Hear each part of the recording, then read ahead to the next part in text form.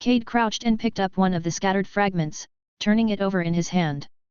The piece was dull white, its edges jagged where it had broken apart, yet it felt heavier than it should have. Is this the same shell? Cade asked, glancing up at Vorduhan. The one I used against Brahm. It is, Vorduhan replied. Cade frowned, looking back down at the fragment. I thought you. I don't know, dissolved it or something. Vorduhan's ember-lit eyes flickered faintly. Nothing so crude, he said. I merely changed its phase. Cade blinked. You're going to have to explain that at some point. You will understand in time. That wasn't reassuring. Cade huffed but didn't press further. Instead, his attention shifted as Vorduhan's presence changed. Through his essence sight, Cade saw Vorduhan's core pulse and a surge of brilliant white essence flowed outward through his channels, flooding into his shell. The pearlescent surface lit from within, faint lines of power tracing across the surface. As the light spread, Vorduhan spoke. Defense is not an afterthought, he said, voice calm and steady. It is not something one turns to only when pressed. The ash around them stirred faintly as if responding to his words. My kind walks the path of desolation, Vorduhan continued. We burn. We consume. We reduce rampant uncontrolled life to pure essence. But the world does not always yield so easily. Cade listened, still watching the glow within the shell. The frogs cultivate life endlessly, Vorduhan said. They create, abandon, and create again. From their excess, strange forms emerge. Creatures with no place in the natural order. Some are weak and easily consumed, but others are not. We encounter them in the depths of the jungle, Vorduhan continued. Even one who walks the path of desolation may be struck by unexpected dangers. The glow within his shell dimmed slightly. And in those moments, he said, it is not your flame that saves you. It is your shell. Many of my kind still stand because their shell endured. Silence settled between them for a moment until Vorduhan's gaze shifted to the fragment in Cade's hand. Grasp it properly, he said. Cade adjusted his grip, holding the piece more firmly. He looked back at Vorduhan, questioning. Before, you merely borrowed that shell. It belonged to one who has long since returned to the cycle. Now, Vorduhan continued, you will make it your own. Cade's brow furrowed slightly. How? Connect to it, Vorduhan said simply. Reach into it with your essence and fill it until the fragment can take no more. Cade hesitated for only a moment before focusing inward. The steady flow of essence within his channels responded immediately as his will guided a stream outward, directing it into the fragment in his hand. At first, nothing happened.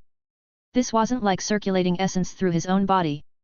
It felt foreign and awkward, like guiding the metal loop through one of those carnival wire games where the slightest mistake made everything jolt and buzz. He pushed harder and as the essence surged into the fragment. Crack! Cade flinched as a faint fracture spread along its surface. Too much, Vorduhan said calmly. You are not flooding a river. You are simply filling the existing channels, taking them over with your own essence. Cade took a breath and tried again. This time, he fed the essence in slower. Carefully. Letting it seep into the fragment instead of forcing it. This attempt went better but the flow stalled halfway through. Cade narrowed his eyes as he focused on seeing the flow of essence in the fragment. It wasn't just one pathway. There were multiple, each with different depths and branching out in different directions. Focus, Vorduhan said. Do not divide your attention. Expand it to encompass both the details and the whole. Cade thought he understood what the old tortoise meant.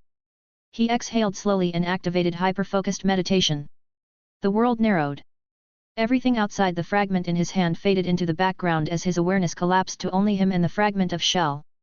The pathways inside the shell became clearer, more defined. A complex, branching network that required precision and control rather than simply brute force. Cade adjusted. Instead of pushing essence in all at once, he guided smaller streams into different points, adjusting the flow as needed. Some areas required more. Others less. Too much, and it cracked. Too little, and the essence stagnated. It was like solving a puzzle. He failed again and again but he didn't give up. Each time, a slight miscalculation caused another crack to appear or disrupted the flow of essence into the fragment. But each time he learned something and slowly improved. The flows stabilized and the pathways filled. His control sharpened as his mind adapted to the structure of the shell's channels. Time passed but Cade was too entrenched in what he was doing to notice until eventually everything he had been building towards clicked together. His own essence filled the fragment completely, flowing through every pathway and holding steady. The moment the final pathway stabilized, the fragment changed. Its dull grey exterior gave way to a subtle, pearlescent luster, the surface catching the light in shifting hues. He started, then grinned. I did it. He looked up and realized the sky had darkened. Behind him, faint plumes of ash rose in the distance as the ashen front continued its advance, turning the jungle into white ruin. In front of him, Vorduhan sat exactly where he had been, unmoving.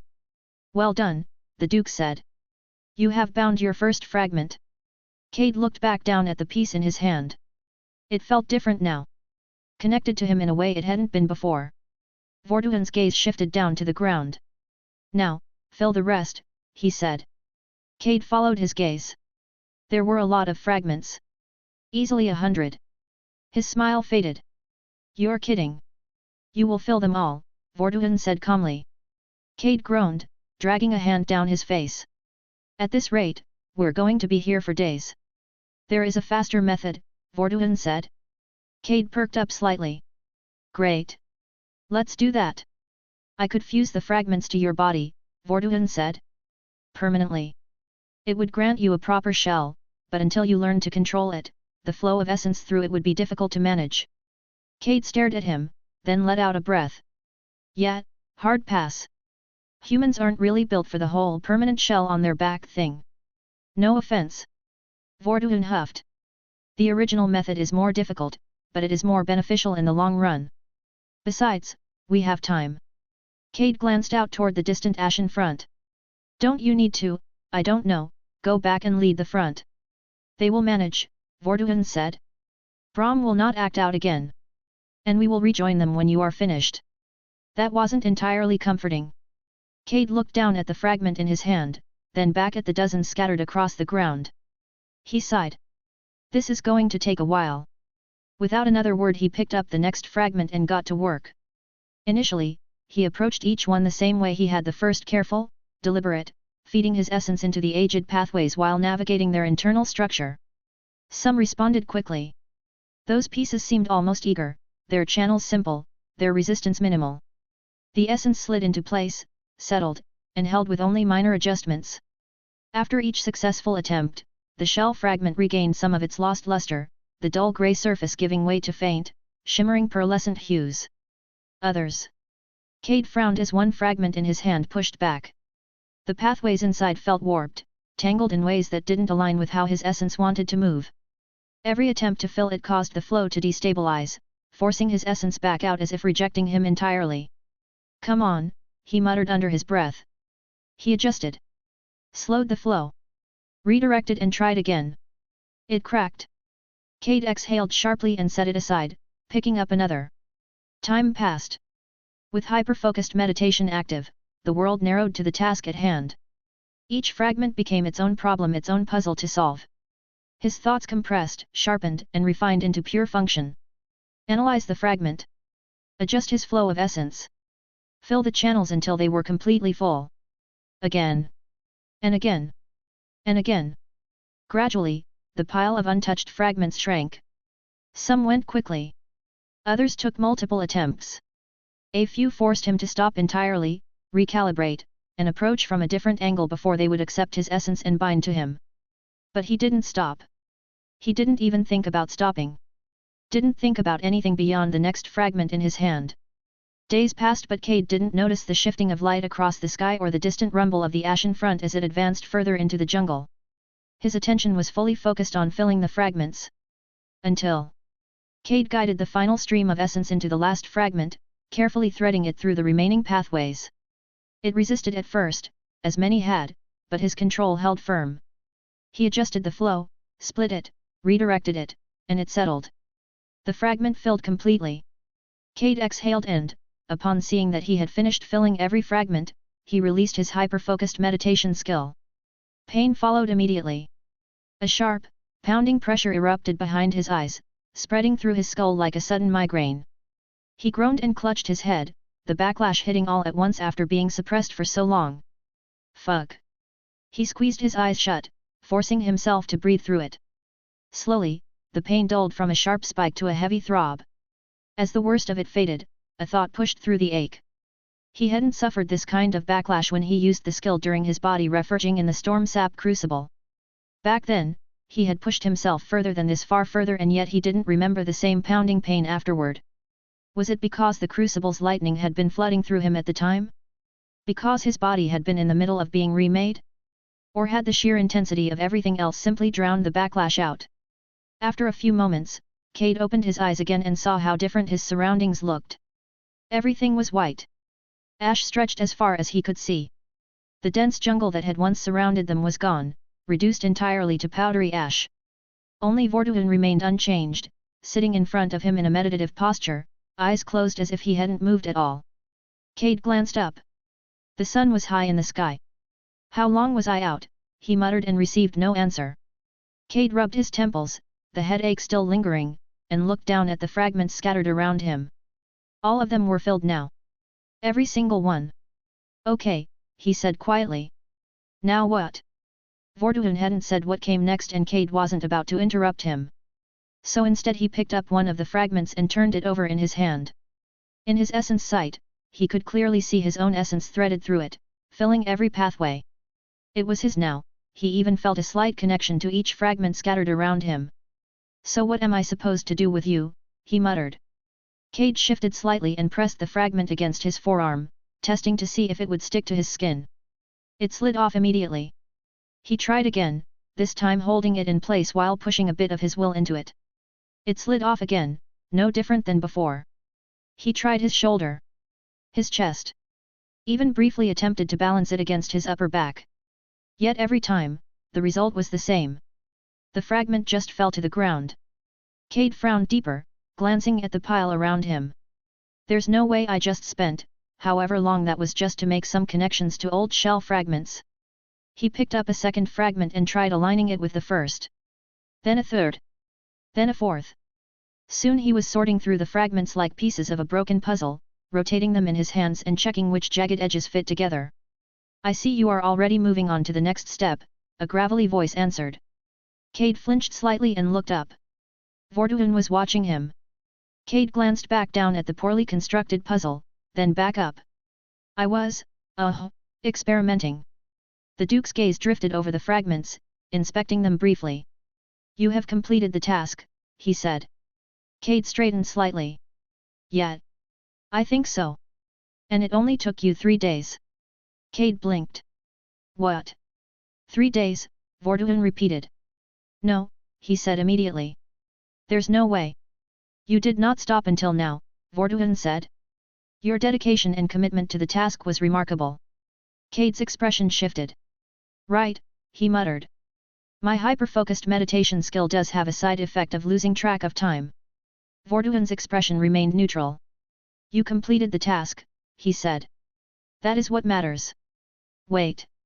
I haven't eaten or drank anything while sitting in what is basically a desert. Why am I not even remotely hungry or thirsty right now?" Vorduin chuckled softly. "Because you no longer rely solely on such things," he said. Cade looked at him with a confused expression on his face. "Your body was purified and transformed during your baptism," Vorduin continued. "It can draw sustenance from essence in the environment, just as it can from food. So I've just been running off essence this whole time," he said as he gestured vaguely at himself. "Yes." Cade leaned back slightly, staring at the sky. "Hey." He thought back to his time in the storm sap crucible. He had spent a week there reforging his body but didn't consume one bit of food or water there either. That explains a lot actually. He exhaled slowly, then pushed himself upright. "Okay," he said, brushing ash off his bare legs. "So what's next?" "To wield the shell again," the Duke said, "you must bring it together." Cade glanced down at the scattered fragments. "You have filled each piece with your essence," Vorduin said. "Now you will use that essence and your will to reunite them. Fuse the fragments back together to form a complete whole shell once again." Cade crouched in the ash, surrounded by fragments of the shattered shell. He had spread them out across the ground, turning each piece over in his hands, rotating them, testing edges against one another. Slowly, the chaos began to take shape as he found pieces that fit together. Jagged lines found their counterparts. Curves aligned. What had once been broken started to resemble something whole again. It was just a puzzle after all. A massive, broken puzzle. He picked up 2 fragments and pressed them together, adjusting their angle until the edges fit as closely as possible. Small gaps remained where pieces had been lost or worn away. That is where the ash comes in. Cade glanced up as Vorduin stepped closer. The Duke lowered his clawed fist. A thin layer of fine ash drifted down, settling across the seam between the fragments. Use it to bridge the gap, Vorduin instructed. Cade frowned slightly but nodded. He focused inward, drawing his essence to the surface, then guided it into the first fragment. The connection formed quickly as the essence flowed through the first piece, following its internal pathways before reaching the broken edge. There, it hesitated. Cade pressed the second fragment closer with his other hand and reached for it with his will. The ash between them stirred. A faint resistance pushed back against him, causing the connection to flicker and destabilize. "Come on," Cade muttered. He pushed harder, forcing his essence outward, threading it through the first piece and into the ash, reaching for the second. It was like pushing wet spaghetti through sand. For a moment, nothing happened. Then the ash brightened as his essence pushed through.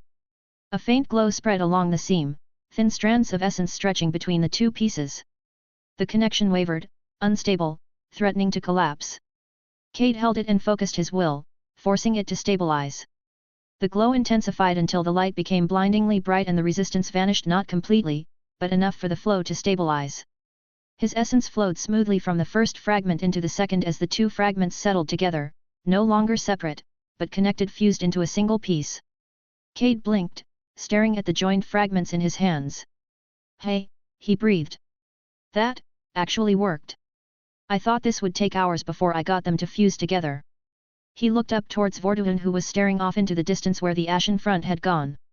Cade followed the old tortoise's gaze. Far off in the distance, a massive shape moved through the haze of drifting ash. The massive silhouette grew clearer as it approached, ash shifting around its bulk. Cade straightened slightly, still holding the fused fragment in his hands as Brahm came charging back through the ash. The younger tortoise moved far faster than before, his strides heavy and urgent. Brahm came to a stop before Vorduin and dipped his head. "Duke," he forced out, his voice rough as he struggled to catch his breath. Vorduin regarded him calmly. "Speak." "There has been a change at the front," Brahm said between labored breaths. "The primordial thicket is advancing faster than ever before." Cade's ears perked at that, even as he tried not to stare outright. He shifted slightly, pretending to examine the fragment in his hands while listening in on their conversation. "According to Lady Hano, the growth has accelerated," Brahm continued. "More than any cycle previously. She believes it may catch up to the front if left unchecked." Vorduin stilled. For the first time since Cade had met him, something resembling concern flickered across the ancient tortoise's expression. "I see," the Duke said quietly. A brief silence followed before Vorduin gave a slow nod. "Then my presence is required." Vorduin turned his attention back to Cade. "You will remain here," the Duke said. "Continue restoring your shell. There is more than enough essence in the surrounding ash to complete the task." Cade glanced down at the scattered fragments, then back up at Vorduin. "You want me to rebuild the whole thing?" "Yes. And when I'm done, join us at the ashen front." Cade nodded slowly, though a part of him bristled at the thought. "Great. Finally get a teacher who actually explains things, and he's already leaving." His thoughts churned as he watched the 2 tortoises prepare to depart. If Vorduin was going, then this might be his last chance to ask anything before he was on his own again. What else didn't he know? What had he completely overlooked? Cade's eyes widened slightly. A core. He had no idea how one was even formed. "Seriously," he muttered under his breath. "How did I not ask about that? After all this time?" He looked up quickly. "Wait," Cade called out. "Before you go, can you tell me how a core is created?" Brahm glanced at him, but Vorduin let out a low chuckle. "This hatchling has only just opened his eyes, yet already looks to the sky," the Duke murmured. Cade frowned slightly at that but held his ground. "A core," Vorduin continued, "is the crystallization of the beginning of one's path.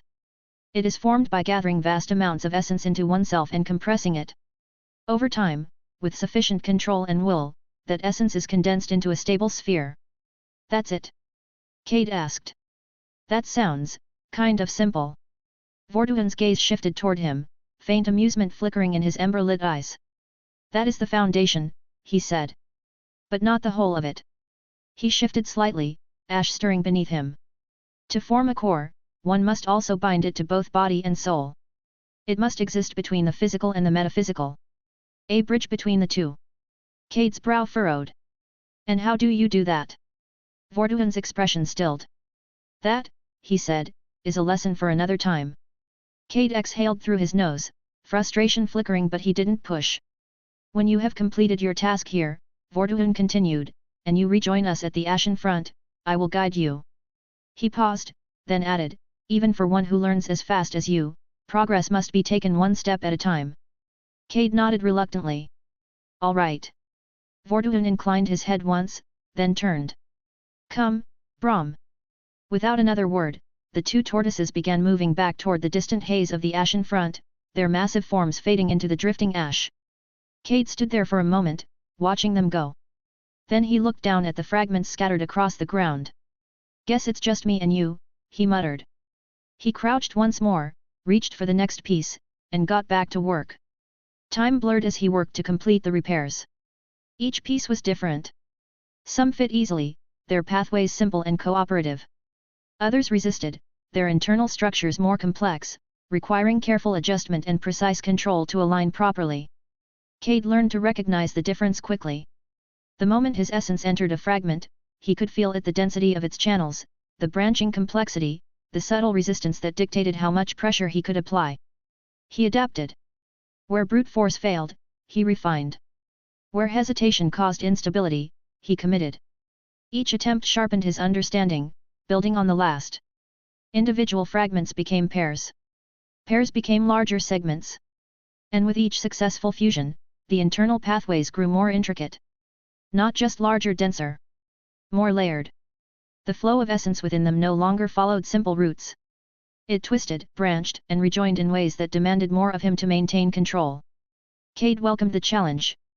He slipped into hyper-focused meditation when needed, letting his awareness narrow to the fragments in his hands. Time vanished when he did, hours collapsing into what felt like minutes as he guided essence through the increasingly complex structure. But he was careful.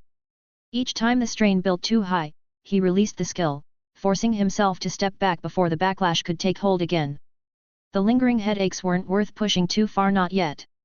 Days passed, and the scattered fragments gradually diminished, replaced by larger and larger sections of reconstructed shell. What had once been nothing but an inert pile of broken pieces was slowly becoming whole again. And as he made progress, Cade's control deepened. He no longer thought about each individual pathway. His will adapted, adjusting instinctively as the essence flowed through the growing structure. As he fused the final segment into place, an unexpected screen popped into his vision. Ding! You have upgraded the essence manipulation skill. Essence manipulation, epic. You have gained the ability to directly interact with essence. Enables intake, circulation, and output of essence through the body's channels. Allows essence to be shaped for internal enhancement, external effects, and the formation of fine external threads under conscious control. Passive circulation through your channels has been established. A stable boundary layer of essence now lines your channels, significantly reducing dissipation and increasing flow efficiency. Cade read through it and immediately questioned why this warranted a notification, but upgrading his hyper-focused meditation skill didn't. Another question to file away for later. His essence manipulation skill had gone from rare to epic, but the description hadn't changed as much as he would have expected for such a jump in rarity. A grin tugged at his mouth despite himself. Whatever else was going on, he had just earned his first epic skill.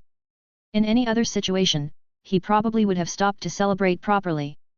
Most of the description was familiar, but one addition stood out. Formation of fine external threads under conscious control. His mind immediately began to spin forward, chasing possibilities. If the system, or the record, recognized conscious control, then there had to be a way to refine it further. If he could push this from conscious effort into something more instinctive and unconscious, then maybe he could upgrade the skill again. Cade let out a slow breath and leaned back slightly, rolling his shoulders as the tension eased from his body. Then he flexed his fingers, reached inward, and felt for the flow of essence moving through his channels. It responded instantly, smooth and steady. Then he pushed outward. A thin thread of essence extended from his hand, pale and faintly luminous against the ashen ground. It wavered for a moment before stabilizing, stretching toward the partially reconstructed shell in front of him. Cade's eyes widened as he guided the thread forward until it made contact with the shell. The connection formed almost immediately, snapping into place with a clarity that surprised him. It wasn't like before, wasn't like forcing his essence into something. This was cleaner, more direct. The thread anchored into the shell's pathways, and Cade felt the structure as if it were an extension of his own body. The intricate network within the fused fragments connected to his awareness, overlapping with his own internal channels in a way that felt both foreign and strangely natural. He shifted the thread slightly, reinforcing weak points, smoothing out uneven flows. The shell responded. Not perfectly but enough. A slow grin tugged at the corner of his mouth. Okay, he muttered. But what can I actually do with it? His attention drifted outward as something caught his attention from the corner of his eye. A faint plume of ash was rising in the distance. Cade squinted slightly. Vorduin, he wondered aloud. Or Brahm? Didn't they tell me to meet them at the Ashen Front? What are they doing back? It didn't make much sense for them to come back so soon, but the movement caught his attention anyway. The Ashen Front had already passed through this area, so nothing alive should be out here. Curiosity gnawed at him. Cade pushed himself to his feet, brushing ash from his hands as he watched the distant plume grow larger. Hey! The shape beneath it became clearer as it approached. A long, massive shape moved beneath the ash, its body carving through the surface in powerful waves. Cade's expression shifted. That's not them. Cade narrowed his eyes, tracking the plume more carefully as he realized it wasn't coming from the same direction Vorduin and Brahm had gone. The two tortoises had left in the direction of the Ashen Front, toward the thinning curtain of drifting ash where the frog's jungle was being stripped bare. This thing was coming from the opposite direction, deeper out in the wasteland the Ashen Front had already left behind. The creature launched itself upward, ash exploding outward as it breached, its body rising above the ash before sinking back down. Even at this distance, Cade knew what it was. This one was smaller than the one he had seen fleeing the Ashen Emperor, but it was definitely the same species. Another worm, he muttered. His brow furrowed. Vorduin had said the Ashen Front left nothing behind. That everything was broken down to nothing but ash containing pure essence. And yet there it was burrowing its way towards him. Why and how was it here? The question flickered in his mind, but he let it go just as quickly. It didn't matter why it was here. What mattered was that it was here, and it could be an opportunity to test everything he's learned so far. Cade glanced down at the reconstructed shell, then back at the approaching worm. Part of him surged at the thought, adrenaline rising as anticipation sparked through him. Finally, a chance to see what all of this training actually amounted to. But another part of him, the quieter, more measured voice, pushed back. While smaller than the worm the Ashen Emperor had taken out, this one was still massive. Easily the size of a school bus. It could be dangerous, and he barely had any control over what he's just learned. Cade exhaled slowly, weighing his options. Running was an option. Waiting and hiding was an option. He could let it pass and go back to the Ashen Front to complete his training. That would be safe. Predictable. The path he would have taken before the tutorial began. But he flexed his fingers, feeling the thread of essence still connected to the shell. Feeling the control he had built. The progress he had made. Yet, he muttered. I didn't come this far just to keep training. Cade lifted his gaze back to the approaching worm, resolve settling into place.